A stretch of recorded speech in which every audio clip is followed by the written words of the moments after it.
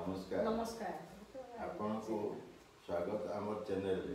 आज आम भगवत गीतार मुख्य विचार और सेगुड़िक आम दैनिक जीवन रे किपरि लागू कर संपर्क में आलोचना करूँ। आखि रखु ये वीडियो शेष पर्यंत एवं आपण को मोर अनुरोध चैनल को सब्सक्राइब करूँ और यही वीडियो को लाइक करूँ।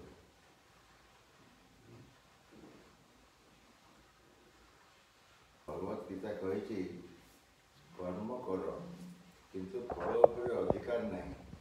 यार अर्थ हूँ आम निज दायित्व को समर्पण भाव में करवा उचित। फल किए हम नियंत्रण में नुहे।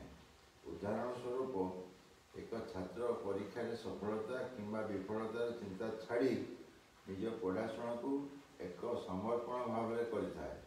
यह ताकू ज्ञानर नूतन द्वार खोली दिए।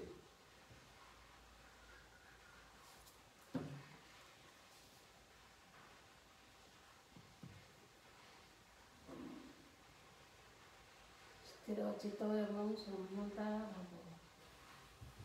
गीता कही समता भाव ही योगर मूल।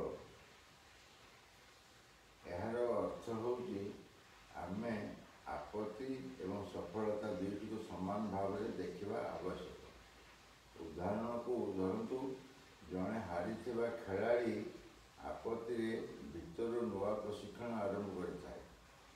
सफलता किंबा विफलता तांकर समान भाव में लागू होता है।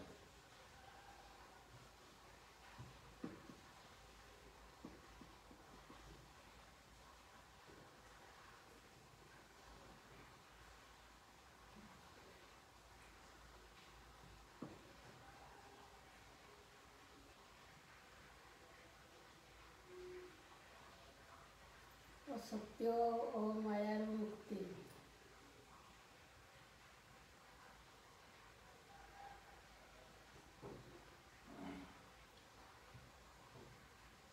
भगवत गीता कही जगत एक माया अस्थायी आत्मा शाश्वत।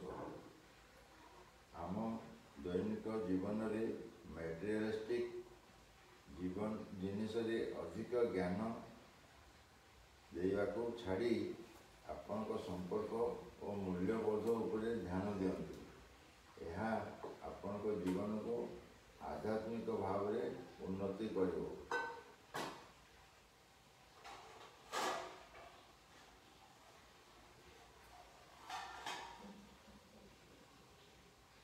भय को जय कर। गीता कही भय हूँ एक आवरण। आत्मविश्वास रखी भय को जय कर।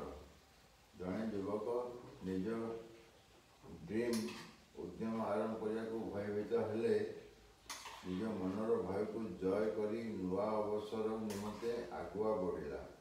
यही नीति सफलता नहीं आपण मनरे अनिश्चितता को दूर कर।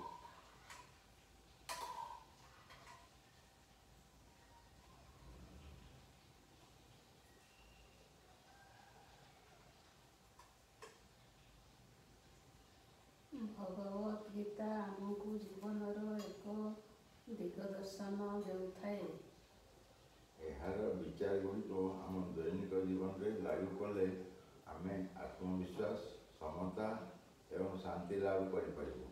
आपण को यही वीडियो केमिति लगिला ताहा कमेंट रे जणातु। आउ यही वीडियो को आपण परिवार और सांग गुड़िक सह शेयर करंतु।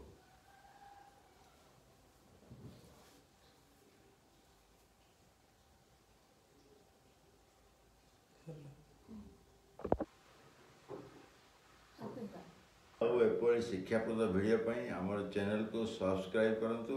ଦେଖା ହେବ ଆଉ ଏକ ଭିଡ଼ିଓରେ। ଧନ୍ୟବାଦ।